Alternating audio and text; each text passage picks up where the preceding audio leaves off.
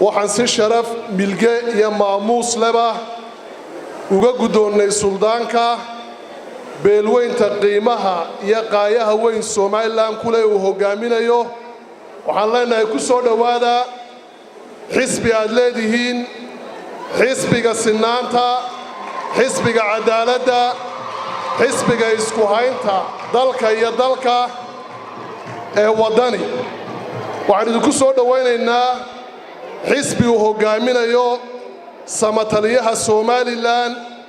xisbi uu hogaaminayo nimaan ciil iyo cuqdad iyo cadho cidna u qabin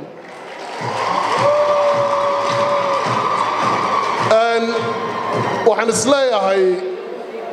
beeshan toljecle waa beesha ugu adkaysi badnayd muddadu xisbigu jiray xisbiga waxaad ku leedihiin nin mujaahid ah oo Yoonis Axmed Yoonis la yiraahdo oo dhalinyarada ugu mayalka adag ee ugu mabda'a wanaagsan ee xisbiguna jecel yahay kamid ah Yoonis xarig buu loogu hanjabay xabsi buu galay xilka ugu qiimaha badan xisbigana cirra isagu dhiibay marka xisbi markii aad ku tihiin horta maaha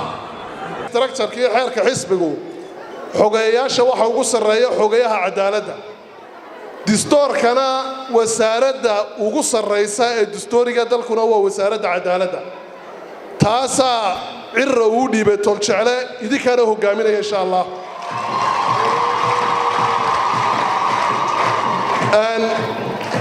barigii ololaha ayaa suldaankan ku alqabsanaya oo saaxiibnaay Suldaan Axmed Daahir dhowr mar baan arkay horta arin baan idin sheegayaayo maanta aan jeclahay inaan sheege salaadiintu gudoomiyuhu ugu jecel yahay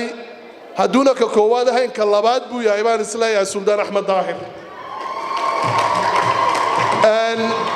marka suldaankuna kulmiyuu ahaa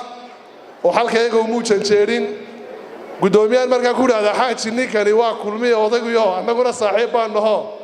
marka wuxuu dhaw warana waxooga iska daa wuxuu ogaa maanta cirro wata dhacday